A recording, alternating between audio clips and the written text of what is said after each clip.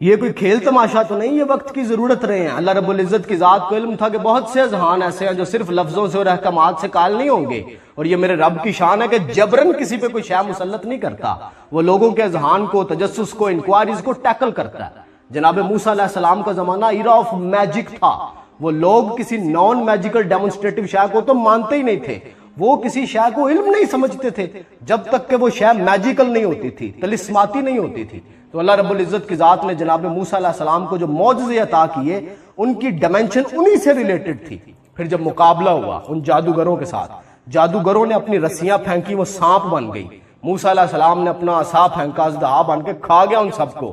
جب انہوں نے یہ دیکھا نا، تو سب سے پہلے جو لوگ موسیٰ علیہ السلام پہ ایمان لے کے آئے وہ جادوگر تھے، کیونکہ وہ جانتے تھے کہ جادو کی لیمٹس کیا ہیں، جادو کی حدود کیا ہیں، اور یہ جو ہمارے سامنے ابھی ہوا ہے یہ جادو نہیں ہے، یہ اس سے بہت آگے کی کوئی شے ہے۔ اللہ نے قرآن میں کیا فرمایا؟ اے میرے نبی ان سے کہہ دو کہ جاننے والے اور نہ جاننے والے برابر نہیں ہو سکتے۔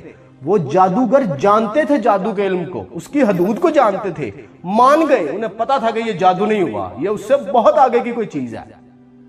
جناب عیسیٰ علیہ السلام کا جو دور تھا وہ ایرا آف میڈیکیشن تھا، طب عروج پہ تھی۔ اللہ رب العزت کی ذات نے ویسے ہی معجزے ادا کیے، مادر ذات اندھے ٹھیک ہو جاتے تھے، کوڑیوں کو شفا مل جاتی تھی، مردے زندہ ہو جاتے تھے۔ اس وقت کے لوگوں کے متاثر ہونے کا پیمانہ ہی میڈیکیشن تھا۔ پھر میرے رسول صلی اللہ علیہ وآلہ وسلم کا زمانہ، یہ ایرا آف انفارمیشن ہے۔ میرے آقا نے فرمایا مجھے معلم بنا کے بھیجا گیا ہے، اور قیامت تک میرے رسول کی علمیت کا سکہ چلنا ہے۔ یہ لوگ متاثر نہیں ہوں گے قیامت تک۔ اب یہ جو جنریشن چل رہی ہے یہ انفارمیشن سے متاثر ہوگی، یہ علم سے متاثر ہوگی۔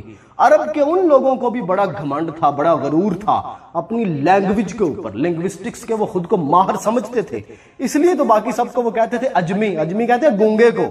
وہ سمجھتے تھے کہ باقی سب گونگے ہیں، وہ خود کو بہت بڑا فن خواہ سمجھتے تھے۔ پھر جب قرآن اترا، رسول اللہ صلی اللہ علیہ وآلہ وسلم نے جب قرآن سنایا ان لوگوں کو، تو ان میں جو سب سے بڑا اسپیشلسٹ تھا نا، جس کا کلام کعبے کے اوپر یوں لگا ہوتا تھا، اس نے وہ قرآن پڑھا اور کہا کہ یہ کسی انسان کا کلام نہیں ہو سکتا، کیونکہ نبی پاک صلی اللہ علیہ وآلہ وسلم امی تھے۔ جب آپ نے وہ کلام سنایا تو وہ مان گیا تھا، امپریس ہو گیا، متاثر ہو گیا، لینگویج میں اسے پتہ لگ گیا کہ مجھ سے آگے بھی کوئی چیز ہے، اور یہ جو مجھے پڑھایا گیا اور یہ جو ہے یہ عام چیز نہیں ہے، یہ انسان نہیں لکھ سکتا۔ وہ متاثر ہو گیا ہوا تھا۔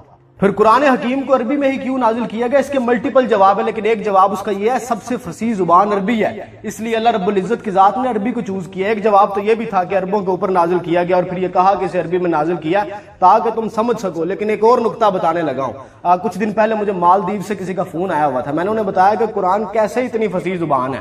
آپ کو پتا ہے اردو کے اندر 2,64,000 لفظ ہیں جو بولے جاتے ہیں، اور عربی کے اندر پتا ہے کتنے لفظ ہیں؟ 1,23,00,000 لفظ۔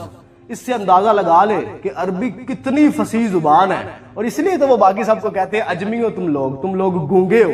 اور پھر جو اس زبان کا ماہر ہوگا وہ خود کو کتنا بڑا ایکسٹرا آرڈنری پرسنالٹی سمجھتا ہوگا، پھر وہ بھی مان گیا کہ یہ کسی انسان کا کلام نہیں ہو سکتا۔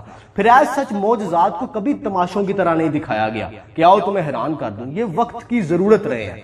غزوہ بدر کے وقت ذہناً اصحاب رسول ڈیمانڈ کر رہے تھے کہ اللہ کی طرف سے نصرت آئے، مدد آئے۔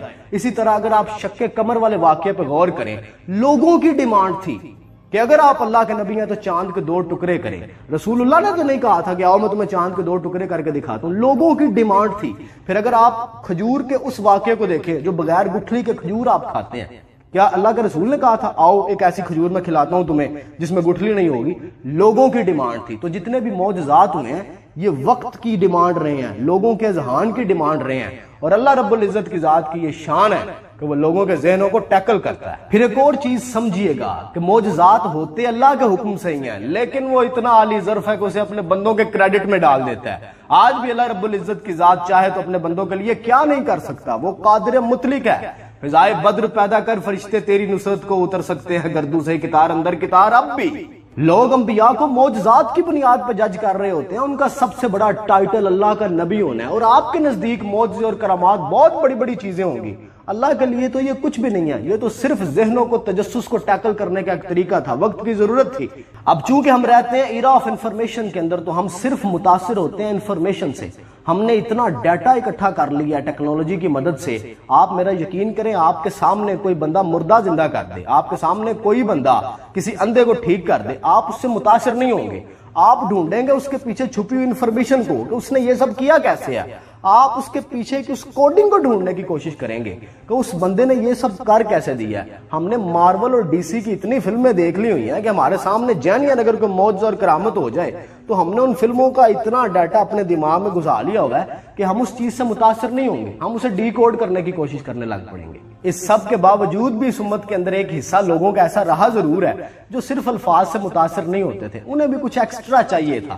اب چونکہ ہم نے نہ تو اللہ رب العزت کی ذات کو دیکھا ہے، نہ اللہ کے رسول صلی اللہ علیہ وآلہ وسلم کو دیکھا ہے، نہ اصحاب رسول کو دیکھا ہے، تو پھر اللہ رب العزت کی ذات نے ان لوگوں کے تجسس کو ٹیکل کرنے کے لیے، ان کی انکوائری کو ٹیکل کرنے کے لیے اپنے نیک بندوں کا انتخاب کیا۔ وہ لوگ جنہوں نے زندگیاں اللہ کے نام پہ وقف کر دیں، اللہ رب العزت کی ذات نے ان کے ذریعے ان لوگوں کے تجسس کو ٹیکل کیا۔